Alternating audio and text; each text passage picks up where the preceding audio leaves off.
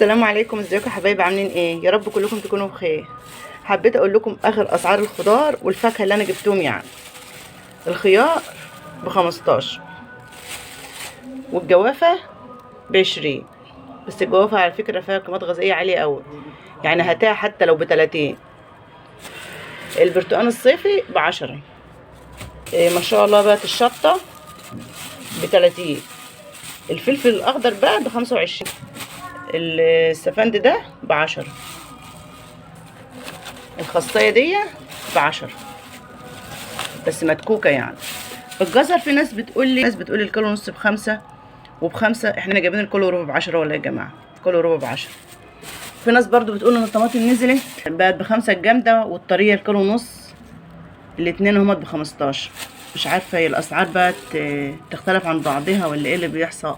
معرفش. الفراولة ما شاء الله الاتنين كيلو ب35 عشان تنقيها الواحدة وحدتها كده. الراجل بقى هيحط لك هو كده الكيلو ب15. وديت مشتريات النهارده. انا ما جبتش حاجات كتير لان كان عندي بصراحه من الاسبوع اللي فات حاجات يا حبايبي. يا رب يكون الفيديو عجبكم. لو عجبكم حطوا اللايك واشتركوا في قناتي لو انتوا ضيوف جديده. مع السلامه.